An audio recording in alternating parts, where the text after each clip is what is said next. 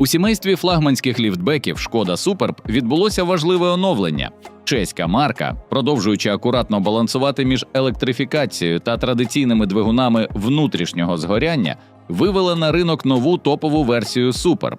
І йдеться не просто про чергову комплектацію, а про найпотужнішу ДВЗ-модифікацію в актуальній гамі бренду. Компанія вирішила додати своєму флагману характеру і динаміки, представивши більш продуктивну версію підключаємого гібрида. Тепер силова установка видає сумарні 272 сили. Це більше, ніж у існуючої 204-сильної плагін-гібридної версії, і навіть більше, ніж у 2-літрового турбомотора з його 265 кіньми. Вперше саме електрифікована версія стає найпотужнішою серед усіх Суперб із двигуном внутрішнього згоряння. І це є певний символізм. Гібрид більше не екологічна альтернатива, а повноцінний лідер лінійки. Останнє покоління Суперб дебютувало в кінці 2023 року і відразу запропонувало широкий вибір силових агрегатів – від бензинових і дизельних до м'яких гібридів і плагін-гібридних версій. Донедавна розстановка сил виглядала цілком традиційно. Хочеш максимум потужності – вибирай звичайний бензиновий турбодвигун. Тепер акценти зміщені. Новий плагін-гібрид не лише наздогнав, а й обійшов бензинову версію, додавши до лінійки трохи спортивного настрою без відмови від електричної складової.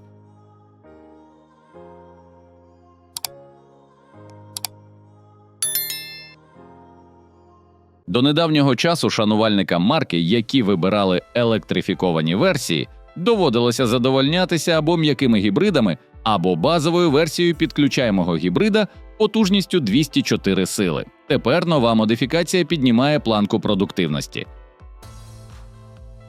Технічно, новий плагін-гібридний «Шкода Суперб» спирається на знайому архітектуру.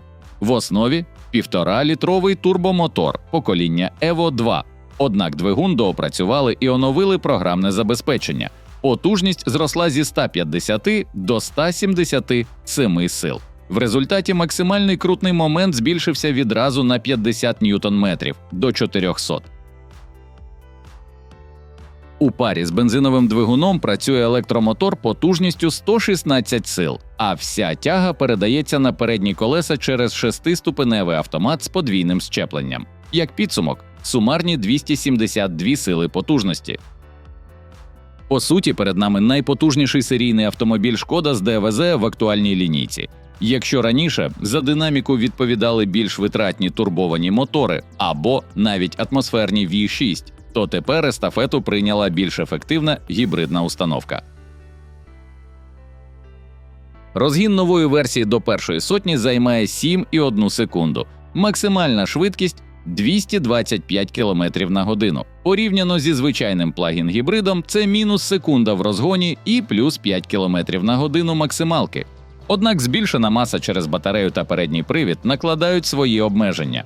У прямому порівнянні з неелектрифікованим Суперб з 2-літровим турбомотором та повним приводом, який хоч і поступається 12 сил у потужності гібриду, проте розганяється до сотні приблизно за 5,6 секунд.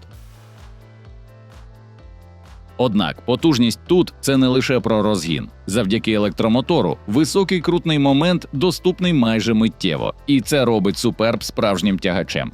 Він здатний тягнути причіп до 2 тонн, що для гібрида – це дуже солідний показник практичності. Звичайно, центральним елементом усієї системи є тягова батарея ємністю 25,7 кВт-годин. Для плагін-гібрида, а особливо в Європі, це справді серйозний показник. Точний запас ходу саме цієї версії у прес-релізі акуратно не розкривається. Але як орієнтир, попередня модифікація з таким же акумулятором проходить приблизно 120 км виключно на електротязі. Логічно очікувати, що потужніша версія покаже близький результат. Можливо, трохи скромніше, але навряд чи принципово інший. При цьому середня витрата палива із розрядженою батареєю заявлена на рівні 5,6 літрів на 100 кілометрів. Окремо варто зазначити зарядку. Інженери передбачили можливість швидкого підживлення. На практиці це означає, що на швидкій станції потужності до 50 кВт можна поповнити заряд із 10 до 80% приблизно за 26 хвилин.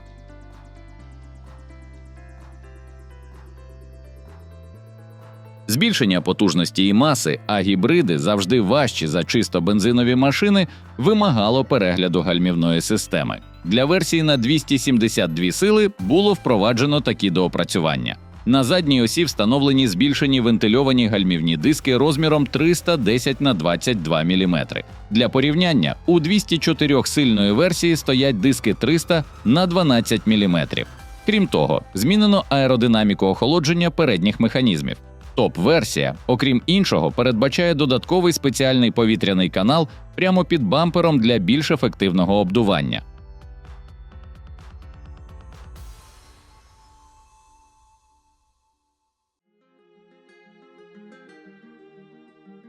Нова Шкода Суперб з гібридною силовою установкою приєдналася до вже знайомої лінійки моделей із різними двигунами. Але є нюанс. Гібрид буде доступний тільки в топових версіях Sportline та Laurin і Clement, і лише в кузові ліфтбек.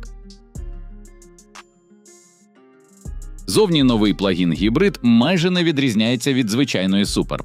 Але, якщо вам подобається більш зухвалий і спортивний стиль, то версія Sportline запропонує чорні акценти на решітці радіатора і окантовці вікон, 19-дюймові колеса з аеродинамічними накладками і спортивну підвіску, що опускає кузов на 15 мм. У салоні – спортивні крісла та кермо, які явно натякають на динаміку. Комплектація Laurin і Clement, навпаки, робить ставку на комфорт та преміум. Хромовані елементи, виразні колеса, аудіосистема Canton з 14 динаміками, включаючи 2 колонки об'ємного звучання, відповідні емблеми та адаптивна підвіска DCC. Інтер'єр наповнений м'якою шкірою, деревом, проекційним дисплеєм та повним набором помічників. Наприклад, тут є система утримання на схилі, мультифункціональна камера, асистент виїзду на перехрестя з розпізнаванням пішоходів і велосипедистів. Авто розпізнає дорожні знаки, стежить за увагою водія та може попередити про втому. Крім того, є асистенти руху на шосе, як то допомога при зміні смуги з попередженням про виїзд зі смуги, або асистент повороту на перехресті. В обох версіях у стандартній комплектації Matrix LED фари та світлодіодні задні ліхтарі з анімованими поворотниками. Всередині 10-дюймова панель приладів та 13-дюймовий екран медіасистеми, передні сидіння з підігрівом, вентиляцією та функцією масажу. А атмосферу додають декоративні ребра на передній панелі з амбієнтним підсвічуванням.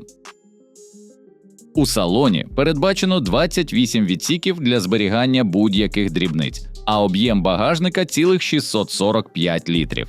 Так що Superb, як і раніше, залишається досить практичним. Габарити автомобіля залишилися такими ж, як і раніше. Довжина – 4912 мм, ширина – 1849, висота – 1481, колісна база становить 2841 мм.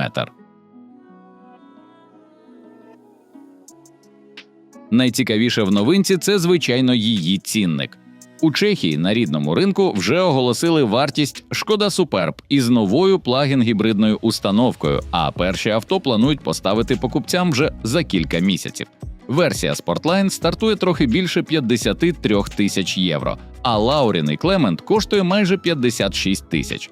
Для порівняння, найдоступніший Суперб зі звичайним 1,5-літровим турбомотором без гібридних фішок коштує на батьківщині бренду 38 400 євро, а менш потужна плагін-гібридна версія – 45,5 тисяч євро і пропонується тепер тільки в початковій комплектації.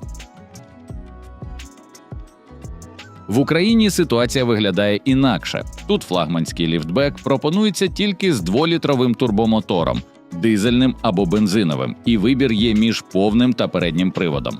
Ціни стартують приблизно від 34 тисяч євро за дизель і сягають 41,5 тисячі.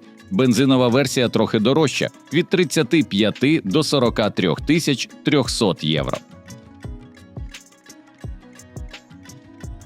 Ну що, друзі, на цьому будемо прощатися. Якщо відео було для вас корисним або просто цікавим, підтримайте канал підпискою. Це як повний бак перед довгою поїздкою. Без вас далі ніяк.